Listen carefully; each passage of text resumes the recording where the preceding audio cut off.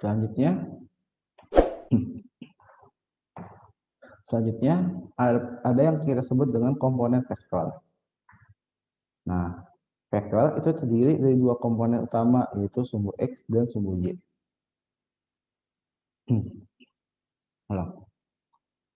Selanjutnya,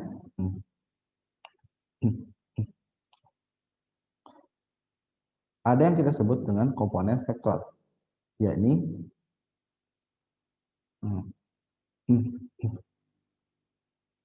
selanjutnya ada yang disebut juga dengan komponen vektor. Pada vektor dua dimensi, sebuah vektor itu memiliki komponen sumbu X dan sumbu Y, di mana masing-masing sumbu X dan sumbu Y dapat dicari dengan mengetahui sudut apit atau salah satu sudut yang menghubungkan vektor tersebut dengan salah satu sumbu X atau Y tersebut gitu. Jadi untuk contohnya sendiri itu diberikan vektor A yang memiliki sudut apit terhadap sumbu X gitu berupa theta. Nah, untuk mencari komponen pada sumbu X itu dengan gampang kita bisa menghitung atau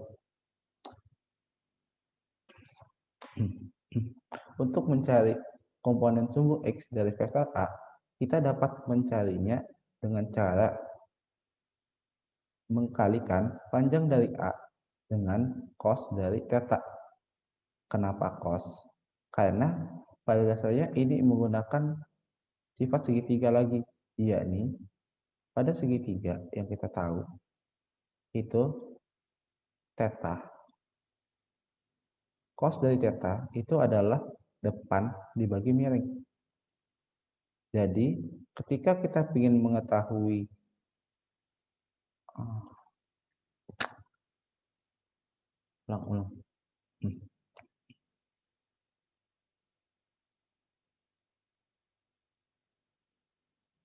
Untuk menghitung komponen sumbu X dari vektor A, kita dapat menghitungnya dengan cara mengkalikan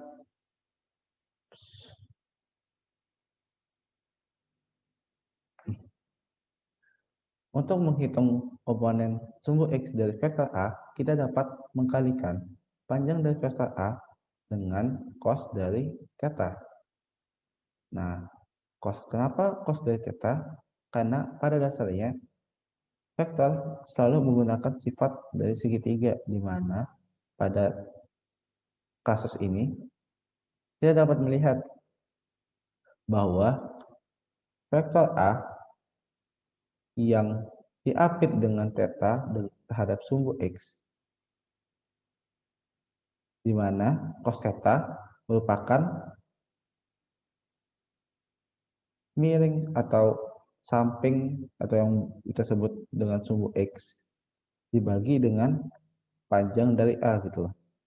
Jadi karena yang kita pinginkan adalah AX yang ini dan AY, maka kita perlu mengingat definisi dari cos. Cos theta itu sama dengan AX dibagi A. Maka ketika kita ingin nilai AX, maka kita bisa mengkalikan A dengan cos theta. Begitu juga dengan nilai AY. Kita bisa menggunakan sifat sin theta, yakni AY yang ini ya, yang ini tingginya yang ini, AY dibagi dengan A.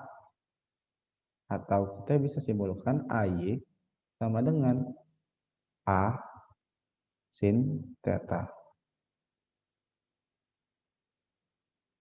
Nah, pada vektor sendiri, kita selain komponen sumbu X dan Y, kita juga dapat menghitung resultan dari sebuah vektor dengan cara mengubah semua. Jadi kalau tadi kan itu berlaku untuk resultan dua buah vektor. Jadi ketika kita diberikan banyak vektor, kita bisa mengubah atau mencari komponen sumbu X-nya dan komponen sumbu Y-nya. Lalu kita totalkan masing-masing atau kita hitung eh, total di sumbu X-nya berapa dan di sumbu Y-nya berapa. Lalu kita Pitagoraskan sekaligus. Untuk lebih lanjutnya, nanti kita bakal bahas di latihan. Nah, untuk arah vektornya sendiri, kita dapat mengetahui arah vektor, yaitu tan tetanya atau tan sudut apit dari A dengan sumbu X positif menggunakan sigma X dibagi dengan sigma Y. Yang dimaksud adalah berapa total sumbu X dan total sumbu Y-nya.